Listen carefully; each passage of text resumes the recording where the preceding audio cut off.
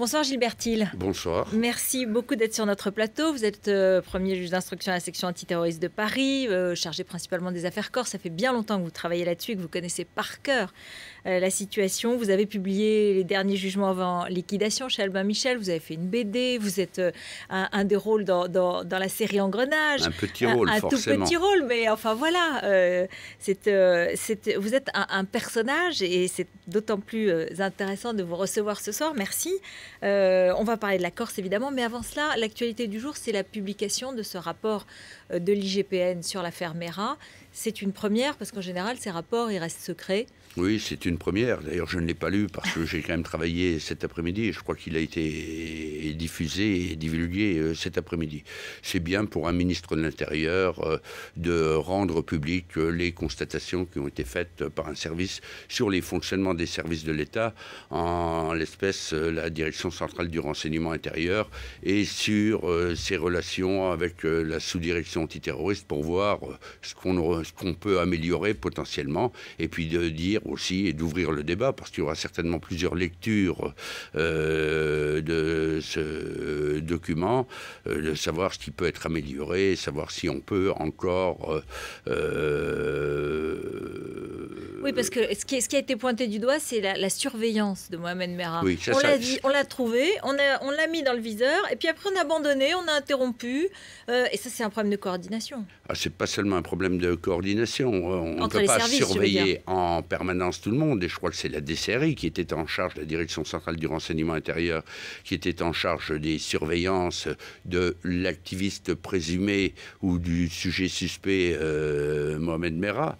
Ceci étant, on ne peut pas suivre tout le monde en permanence. Il y a peut-être eu une erreur d'évaluation. Une nouvelle fois, je rappelle que je n'ai pas lu le rapport, mais en tout état de cause, il faut bien que tout le monde ait conscience du fait que la recherche en matière criminelle, là je parle de l'aspect judiciaire, et peut-être encore davantage la quête du renseignement, ne sont pas des sciences exactes. Ce serait trop beau de pouvoir arrêter à tout coup, de détecter à tout coup qui est un danger potentiel et de l'arrêter juste au moment où il va passer à l'acte. Parce que si vous l'arrêtez trop tôt et que vous n'avez rien à lui reprocher, eh bien vous ne le mettrez pas à l'écart judiciairement, c'est quand même le but de la manœuvre.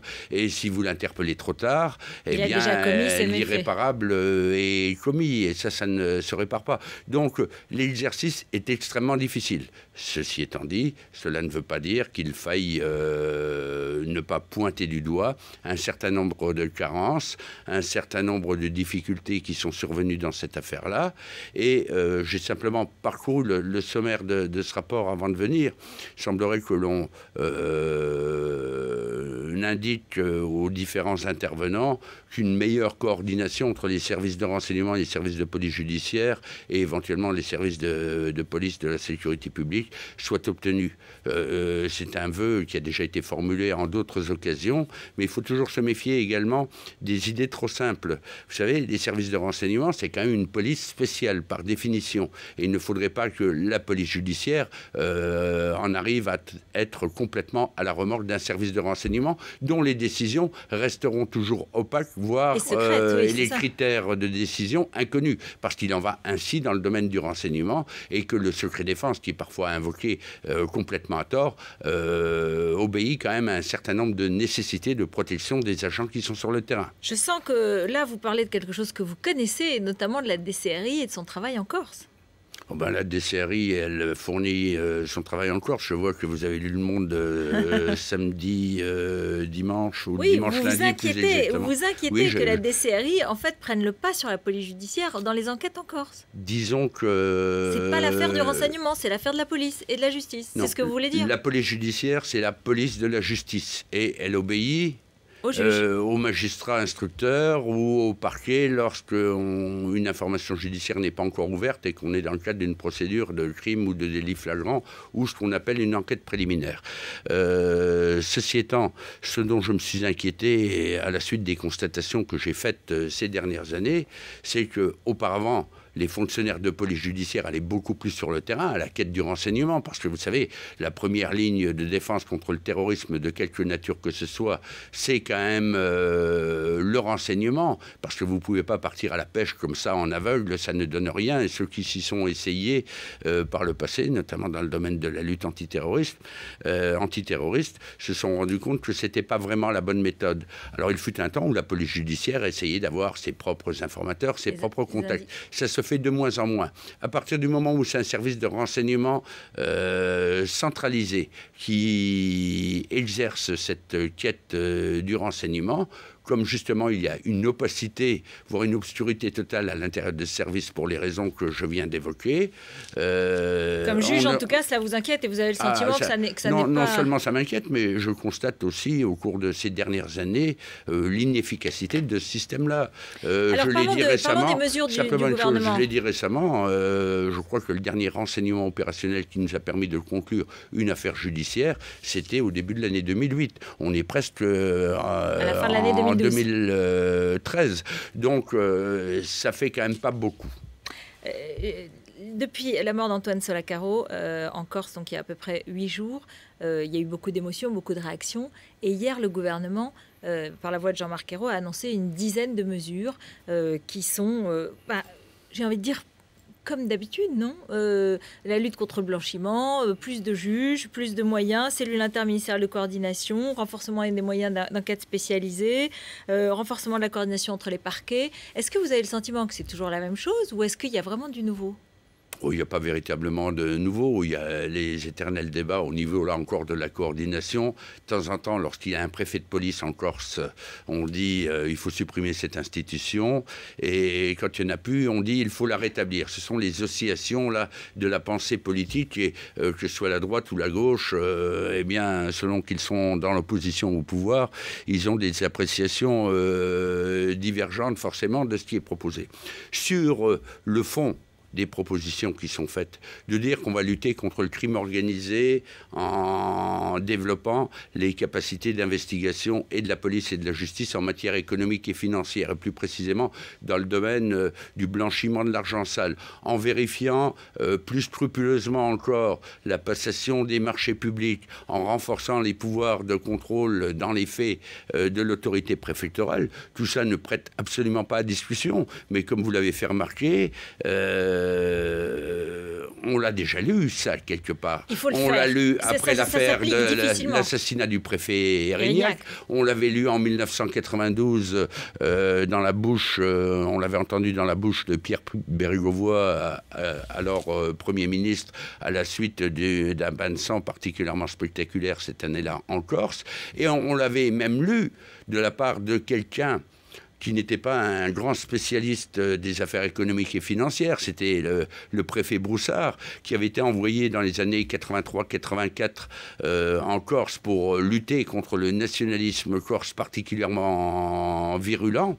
À l'époque, le FNNC tuait des gendarmes parce que c'était des symboles de la République, a tué un certain nombre de préfets. Donc, il avait déjà attiré l'attention à cette époque-là sur le fait que le crime organisé était en train de s'enquister en Corse et que des investissements étaient effectués de manière plus ou moins massive. Tout cela a été dit, a été validé par les plus hautes autorités. Malheureusement, le gouvernement de la République, qu'il soit de gauche ou qu'il soit de droite, manque singulièrement de constance dans ses actions, car ces problèmes-là ne se résolvent pas en 3 coups de cuillère à peau, ni à coups de menton. Et on constate que sur l'histoire de la Corse, comme peut-être ailleurs, eh bien, il faut chaque fois une émotion populaire, mais qui s'empare également de nos gouvernants lorsqu'il y a un fait divers particulièrement spectaculaire, soit parce qu'il est particulièrement sanglant, soit encore parce que la personnalité visée est quelqu'un qui représente quelque chose qui n'est pas le Pékin lambda. Eh bien, alors on annonce. Mais que ne l'a-t-on fait auparavant ? Aujourd'hui, il en reste 1 minute. Pour vous, la violence, elle est d'origine politique ou d'origine criminelle? Il y a 3 strates de violence en Corse. Il y a une violence, je dirais, pratiquement archaïque. C'est la vendetta. Vous avez au nord de la Corse, elle existe toujours. Vous avez des clans, les Mattei et les Costa, par exemple, qui se tuent depuis plusieurs générations. Ils ne doivent plus savoir eux-mêmes ce qui a généré au début le litige mortel qui les oppose. Vous avez une violence politique qui a fait vivre les enfants de Corse, qui existe toujours, qui a baissé d'intensité. Mais vous savez, on aurait dit en 1900, à la fin de l'année 1997, qu'un préfet de la République allait être tué, personne ne l'aurait cru. Et il y a toujours des dérives à l'intérieur même d'une institution nationaliste qu'il faut continuer de surveiller. Il ne faut pas baisser la garde. Et puis, il y a quand même encore un certain nombre d'attentats. Et puis, vous avez une 3e strate de violence qui est celle de la criminalité organisée. Et celle-là est particulièrement sanglante également. Donc, moi, je me mets des fois à la place des petits Corses qui ont été élevés ces dernières années dans un climat de violence, où lire Corse Matin avec la liste des exécutions, c'est un peu comme consulter la page météo. On s'habitue à la violence. Et comme cette région n'est pas davantage épargnée que les autres par la crise et la crise économique et la crise morale de nos valeurs, la perte de repères qu'on invoque aussi dans les banlieues, eh bien vous secouez tout ça et ça donne la situation que l'on connaît à l'heure actuelle dans cette île. Quelle est votre intuition sur la mort d'Antoine Solacaro ? Mais je n'ai pas d'intuition particulière. Je dirais simplement qu'il faut se garder là aussi de toute précipitation. Il faut laisser le temps au temps, pour reprendre une formule devenue célèbre. Vous avez Maître Antoine Solacaro qui a été abattu, qui a été exécuté. Est-ce qu'il l'a été parce qu'il était avocat, ainsi que tout le monde l'a soutenu dans la sphère politique d'emblée, auquel cas on est dans le cadre d'un assassinat symbolique. Et la symbolique, ça c'est la spécialité des mouvements nationalistes. On tue des gendarmes, on tue un préfet, on mitraille des gendarmeries, etc. Les symboles de l'État. Si c'est l'autre possibilité, Maître Antoine Solacaro a été abattu par des professionnels du crime, eh bien, ces gens-là, en fait, ils ne font pas dans la symbolique. Ils tuent soit parce qu'ils estiment que leur victime a trahi quelque chose qu'il y avait entre eux, ou bien alors parce qu'ils ont un intérêt pécuniaire. Alors, l'enquête dira ce qu'il convient d'en penser si elle aboutit, ce qu'on ne peut que souhaiter, bien évidemment. Et il y a simplement une première indication, c'est la saisine de la juridiction spécialisée de Marseille, spécialisée dans la lutte contre le crime organisé, qui s'attaque au grand banditisme et aux opérations de blanchiment qui en sont la conséquence. S'il avait été jugé au vu des premiers éléments que cela pouvait s'inscrire dans un cadre du nationalisme séparatiste qui a recours à la violence, eh bien l'affaire aurait été confiée à la section antiterroriste du parquet de Paris. Mais rien n'est définitif dans ce domaine comme dans les autres. Vous viendrez nous en reparler, Gilbert Thiel. Merci beaucoup. Au revoir. Merci beaucoup d'être venu sur notre plateau. C'est à la Marchal, il est 20h.